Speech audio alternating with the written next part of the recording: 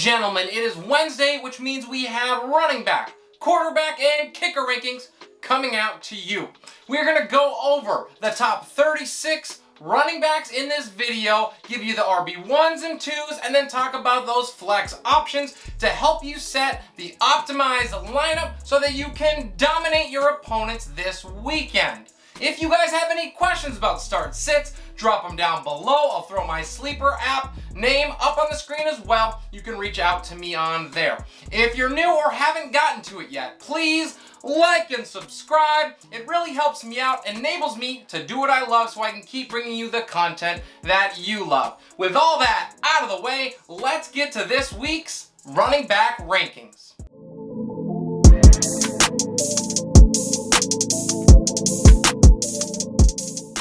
For those of you that are new, we do this in half-point PPR. And up at number 1, the homer pick, it is Dalvin Cook playing against Dallas at home. Now, over the last 2 weeks, Dallas has surrendered 34 points a game to running backs. If Minnesota wants a chance in this one, they're going to have to lean very heavily on Dalvin Cook, and Minnesota, coming fresh off of a bye, can certainly do that. They're going to want to keep the ball away from Dallas's high-powered offense, and that is the way to get it done. Next up is Derrick Henry going on the road to face the Colts. And this guy even throws touchdown passes now. The last time that he played a top 3 rushing defense, he ran for 3 touchdowns and 143 yards. So this might be too low for him. One of my favorite starts of the week and finding himself all the way up into our top 3 is DeAndre Swift at home against the Eagles. Swift has been on fire over his last 3 games with 315 yards of total offense from his 56 touches in that span. He now gets the league's 3rd worst rushing defense in the NFL. Yeah, give me all the Swift this week, please. We move on to Alvin Kamara, and he gets Tampa Bay at home. Kamara right now is on another level. He has back-to-back top 5 finishes, and we aren't fearing the matchup because he has 179 receiving yards in that time. Oh, and he also has 122 rushing yards to go along with his 3 total touchdowns. We move now to James Robinson on the road against Seattle to round out the top 5. The Hawks are giving up over 26 points a game to rushers in the last 4, and during that same time frame, J-Rob has looked unstoppable with 458 total yards and 5 touchdowns in that time frame. Welcome back from bye, Austin Eckler. He gets New England this week and is our 6th ranked player. Eckler has 4 top 8 finishes in his last 5 games, and even though the Patriots are solid up front, nothing outside of a poor game script has been able to stop pound for pound. That will not be an issue for the Chargers this week. Zeke Elliott is next, going on the road to face my Minnesota Vikings. He is our 7th player. Now, Zeke has 67 touches in his last 3 games, and during that time, he's racked up 322 yards on the ground and 52 yards through the air. He's also added 3 touchdowns during that time. However, Minnesota is the 3rd best team against backs in the league over the last 2 games, so there may be some resistance. Move now to Jonathan Taylor. He gets the Titans this week, and he's finished in the top 10 in 4 straight games. Indy finally heard my plea and got this guy 20 plus touches last week for just the 2nd time this season. The Titans, however, are 3rd best in the last 4 weeks against backs. There will be some struggles here, but his volume will carry him through. We move now to Aaron Jones, who has fallen a little bit in this Thursday night matchup on the road against the Cardinals. With tons of issues for the Pack, this is not shaping up to be a good offensive day. With COVID striking, wide receivers are dropping like flies, and Green Bay is going to need to score a ton to keep up with Arizona. Jones is going to see all the touches that he can handle and then some. We move now to Darrell Henderson Jr. going on the road to face the Houston Texans. Henderson has earned his spot in the top 10 even after his letdown last week against Detroit. He has 205 yards rushing, 65 yards receiving, and 3 touchdowns in his last 3 games. Just outside of our top 10 is Joe Mixon against the Jets at 11. Mixon has scored in 4 straight games, and the Jets give up more points to running backs per game than anyone in the NFL. If Samaje Perine was not cutting into his workload, he would be a smash top 5 play this week. The final RB1 for us in Week 8 is Najee Harris going on the road to face the Browns. Harris has 55 touches in his last 2 games, and he is now fresh off of his bye, so he's going to be all systems go against a Cleveland Browns defense that is allowing 22.5 points a game to backs over the last 4 weeks. Lucky number 13 is Damian Harris on the road against the Chargers, who have given up over 65 points to running backs over their last 2 games. Harris has 207 yards and 3 touchdowns in that span. I am not great at math, but that equals production this week for Damian. A welcome sight for owners. At 14, Nick Chubb makes his return after a 2-week absence, and he gets a Pittsburgh defense that has been very strong against the run, however not in the last 2 weeks, as they have given up the 6th most points to the position over that span. With Baker Mayfield either out or very banged up, I expect a heavy workload for Chubb. Next up is Cordarrelle Patterson against the Panthers. And Patterson continues to rack up yards and score touchdowns and has potentially made his teammate Mike Davis all but obsolete. The league's top-ranked run defense presents quite a challenge, but the Panthers have slipped over the last 2 weeks and have allowed 21 points a game to running backs. Up next at 16, it's Darrell Williams against the Giants. And much like his entire team, Williams dropped a dud last week. He has a great chance to redeem himself as he gets a Giants team that is 7th worst in the NFL to backs, allowing over 27 points a game. Move on to Khalil Herbert against San Francisco at home. Herbert has been a revelation in the last 2 weeks with 197 yards on the ground and a score. He had 100 yards against that ferocious front 7 in Tampa and should continue to roll while Monty is out. He may have even carved out a role for himself when Montgomery returns. As a top 10 play for us last week during the Bipocalypse, Chuba Hubbard dropped a dud and finished outside of the top 30. He has a chance to redeem himself this week against Atlanta.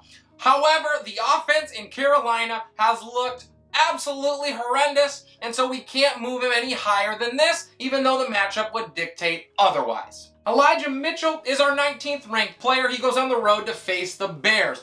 He was RB6 last week, and he balled out for 107 yards and a score. Now this may be a tough matchup, but Chicago has been sputtering. The final player in our top 20 is Leonard Fournette. He goes on the road to face the Saints. Despite the tough matchup, Fournette is solid due to his volume in a high-powered offense and his ability in the passing game. He has back-to-back top 10 finishes, and he has 45 touches in those games. Up next is Zach Moss against Miami. He's our 21st ranked player. And I believe that the Bills are going to absolutely smash the Dolphins this week, leading to a really positive game script for this back, and I think that he takes advantage of it and has a solid day. For those reasons, he is ranked aggressively. Next up at number 22, we have Chase Edmonds in that Thursday night matchup with the Green Bay Packers. I think that Edmonds is going to find pay dirt for the first time this season. He saw 15 touches last week, and he looks pretty close to, if not back fully, at 100%. We move now to number 23, and it's Kenneth Gainwell against the Detroit Lions on the road. This is a great matchup, as the Lions are allowing almost 29 points a game to running backs on the season. With a newfound starting role now that Miles Sanders is out, Gainwell sneaks into RB2 status. We move now to 24, and it is Alex Collins against the Jacksonville Jaguars. Now, just as I expected, Seattle was unable to score more than 10 points last week against a tough Saints defense. The Jags are not that. This matchup is going to help him get back on track. Jacksonville's allowed 8 rushing touchdowns and over 25 points a game to rushers. The last player in our top 25 is Javonte Williams. He faces Washington's football team. Williams swapped out some of his rushing work for receiving work last week, and that is perfectly fine with owners. This is a solid matchup, and I think Williams is able to capitalize on it. Next up at 26 is Antonio Gibson on the road against the Broncos. After back-to-back duds, Gibson has fallen significantly in our rankings and is no more than a high-end flex against a top 10 rushing defense. Better days are ahead for him, so don't lose hope. It just will not be this week. Our 27th spot is reserved for Devontae Booker. He gets the Kansas City Chiefs. With Saquon likely to miss at least one more week with his ankle injury, Booker remains a viable volume play with upside against a struggling Chiefs defense. There, of course, is going to be risk that game script gets the better of the Giants and you're just hoping for a score. Move on to James Conner getting the Packers on Thursday night. He has 26 carries and 135 yards in his last two, proving that he might not just be a dependable back for touchdowns. Now he can score those as well. He has 6 of them in his last 5 games. We move on to Melvin Gordon III against Washington's football team, and he is coming off a performance that was definitely saved by his touchdown. He had 10 touches for a total of 32 yards. Now he hasn't finished inside the top 20 in 5 straight weeks, so we need to temper expectations with him. Last player in our top 30 is Myles Gaskin going on the road to face the Bills. I am very low on Gaskin this week against the second best rushing defense in the entire NFL. This means that Gaskin is likely going to end up getting a ton of opportunities, scoring through the air, and finishing as a strong play.